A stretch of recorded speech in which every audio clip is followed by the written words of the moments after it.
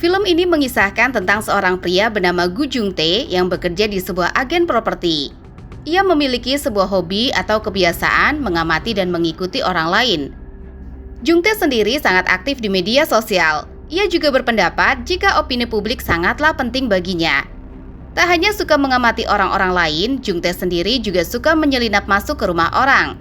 Ia memanfaatkan profesinya sebagai agen properti dan menggunakan kunci rumah pelanggannya untuk menyelinap masuk ke rumah mereka. Di sana, ia akan melihat-lihat isi rumahnya, lalu memperbaiki benda-benda pemilik rumah yang rusak. Walaupun ia tak berbuat aneh, tapi tetap saja tindakan dari Jung-tae melanggar privasi orang lain dan sebuah tindak kriminal. Setelah selesai melakukan kegiatannya, Jung-tae kemudian akan mengambil salah satu barang pemilik rumah dan memotretnya.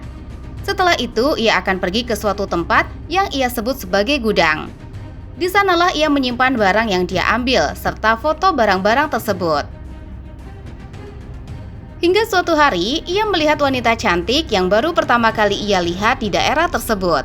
Kemudian wanita itu berdiri di dekatnya, sembari memakan sebuah sosis. Jung-tae yang kepo lalu melirik ponsel wanita itu dan melihat jika wanita itu memposting sebuah foto makanan sehat di sosial medianya. Tentu hal itu sangat bertolak belakang dengan kenyataannya, karena apa yang dia posting di sosmed adalah sebuah kebohongan. Singkat cerita, keesokan harinya, Jung-tae lalu kembali membawa kabel ke rumah Sora untuk memperbaiki kabel yang putus. Saat itu, tiba-tiba wajahnya terkejut dan terlihat pucat. Ternyata di sana ia melihat Han Sora yang terkapar di sofa dengan darah di mana-mana. Ia pun lalu ingin menghubungi polisi, tapi tak bisa karena ia juga sudah melanggar hukum karena menyelinap masuk ke sana. Hingga ia memutuskan untuk segera pergi dari sana. Di malam itu ternyata ada sepasang suami istri yang ingin melihat apartemen. Ia kemudian berpura-pura menghubungi Sora dan mengajak sepasang suami istri itu langsung ke apartemennya. Jung-tae berharap cara ini bisa membuatnya melapor pada polisi dan menyelidiki kematian Sora. Dan Jung-tae pun lalu segera masuk dan melihat jika tubuh Sora sudah tidak ada di sana. Jung-tae pun sangat terkejut karena melihat tempatnya sangat bersih, seolah-olah tidak ada kejadian apa-apa di sana. Hari demi hari berlalu, Jung-tae masih bingung mengapa belum ada berita mengenai kematian Sora. Ketika sampai di kantor, ia kemudian mendapat surat dengan amplop merah yang di dalamnya berisikan foto-foto Sora dan dirinya yang menyelinap, dan sebuah foto sehelai rambut. Ia khawatir jika itu adalah rambut miliknya. Ia pun lalu mendapat kabar jika tempat abu ibunya dihancurkan oleh seseorang saat di luar. Ia juga hampir ditabrak oleh sebuah mobil, dan Jung-tae pun lalu memeriksa CCTV, dan ada seorang pria yang mencurigakan. Singkat cerita, pemberitaan mengenai hilangnya Sora pun telah ramai di media sosial, dan berbagai komentar dukungan untuk pencarian Sora pun banyak bermunculan. Sementara keesokan harinya, Jung-tae beraksi setelah berpura-pura memesan barang pada Horugi dan membuat Horugi keluar dari rumahnya. Jung-tae pun lalu berhasil menyelinap masuk ke rumah Horugi dan memeriksa beberapa barang miliknya. Di sana, ia menemukan amplop merah sama seperti yang ia dapatkan. Saat itu, Jung-tae juga melihat beberapa file yang berisikan umpatan-umpatan untuk Horugi dan beberapa ancaman dari akun sosial media yang bernama Be With You. Jung-tae merasa pernah melihat akun itu di media sosial milik Sora. Ia pun dengan segera mencari akun itu dengan komputer Horugi dan melihat jika pemilik akun itu bernama Lee Jong-hak. Dan ia merupakan penggemar berat Sora. Sementara itu di lain tempat, Horugi terus menghubungi Jung-tae karena tak kunjung datang mengambil pesanannya. Karena sudah lama menunggu, ia lalu bergegas pulang ke rumah dan melihat sesuatu yang aneh karena komputernya menyala.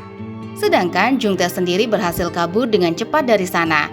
Sesampainya di rumah, Jung-tae mendapatkan teror lampu tak menyala dan sepatu orang asing di sana. Lalu tiba-tiba terdengar seseorang yang berusaha menekan password pintunya, seakan-akan mencoba masuk ke dalam. Dan tiba-tiba dua orang misterius menyerang Jung-tae. Dan ketika melawan, Jung-tae berhasil membuka salah satu helm dari orang tersebut. Dan ternyata orang itu adalah Lee Jong-hak. Dengan segera ia lalu kabur dari sana dan mau tak mau ia harus melapor pada detektif Yong-ju.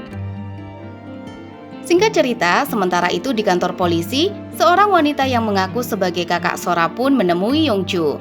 Ia mengatakan jika Sora adalah seorang yang gila. Ia meninggalkan banyak hutang untuk keluarganya dan tak mau bertemu, bahkan menganggap orang tuanya lagi. Tak hanya itu, Sora juga bahkan pernah akan menjual sang adik yang disabilitas hanya demi uang. Sedangkan di rumahnya, Horugi kini tengah melakukan siaran langsung dan akan mengumpulkan uang donasi untuk menggugat Jungtae. Tak lama, seseorang menggedor pintu dengan begitu keras, dan ternyata itu adalah Jungtae yang sangat marah padanya. Jungtae meminta agar Horugi mengaku kalau dia dan Jonghak adalah satu komplotan yang sudah menghabisi Sora. Tapi Horugi mengelak dan mengatakan jika ia hanya mengenalkan Lee Jonghak pada Sora. Karena awalnya Lee Jonghak menguntit Horugi sehingga ia lalu memberitahu akun milik Sora agar Lee Jonghak beralih menguntit Sora. Dan hal itu pun berhasil. Horugi juga menjelaskan jika selama ini umpatan dan komentar jahat yang ia tunjukkan pada Sora hanyalah settingan belaka dari mereka berdua. Karena dari sana akan banyak orang yang menyukai dan bersimpati pada Sora. Dan dari sanalah mereka mendapatkan keuntungan. Karena Horugi juga mendapatkan bayaran dari Sora. Dan Sora pun juga membayar Horugi dengan amplop merah itu. Singkat cerita, faktanya Sora tak menyukai binatang. Dan untuk menaikkan followersnya, ia pun melakukan settingan dengan Horugi agar orang-orang lebih bersimpati padanya. Dari settingan itu, Horugi dan Hansora mendapatkan keuntungan yang sangat besar, lalu berfoya-foya menggunakan uang donasi itu. Tiba saatnya hari itu, Sora lalu bersiap-siap berpura-pura dibunuh dan Jungtae melihatnya. Sora sudah menebak jika Jungtae tidak akan berani menyentuhnya.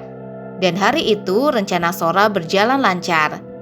Ia kemudian memotret dirinya sendiri dan mencabut rambutnya.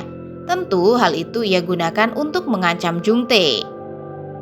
Saat polisi membuka pintu, di sana sudah jelas, pasti polisi menduga kalau Jungtae adalah tersangkanya. Tapi Jungtae berhasil kabur dari sana, dan pada akhirnya Jungtae menjadi buronan polisi. Sedangkan Sora sendiri terus menarik simpati publik dengan tangisannya dalam siaran langsung miliknya.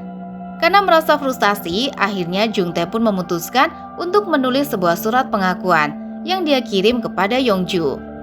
Di sana tertulis jika selama ini ia melakukan tindak kriminal dengan menguntit dan masuk ke rumah orang secara diam-diam.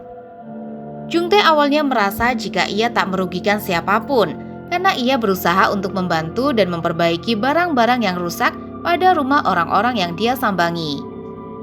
Namun kali ini ia baru sadar jika tindakannya itu membuatnya hancur. Ia bersedia menyerahkan diri dan tak akan kabur lagi.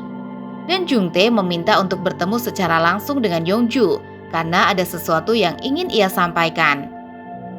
Singkat cerita, di lain tempat, polisi kemudian membongkar tempat yang ditunjukkan oleh Jungtae dan menemukan tubuh Heran di sana. Karena kesal kejahatannya diketahui, Sora pun akhirnya mengamuk dan memukul Jungtae. Tapi untungnya saat itu polisi segera datang ke sana dan menangkap Hansora. Jungtae pun juga ditangkap dengan tuduhan pencurian dan melarikan diri. Sora masih tak terima jika ia dihukum dan menyalahkan Jungtae atas semua ini. Karena kesal, ia kemudian menusuk mata Jungtae dengan jari tangannya. 1 tahun berlalu, Sora diwawancarai oleh seorang reporter yang mengangkat kisahnya. Di sana, Sora mengatakan jika hal yang paling menakutkan adalah ketika hal buruk terjadi padamu, maka orang-orang akan berpura-pura peduli. Namun nyatanya mereka sangat senang melihat kehancuran kita. Tapi ketika orang lain melihat orang berbakat atau sukses, maka mereka akan merasa iri dan ingin melihat orang lain itu hancur. Dan begitulah manusia.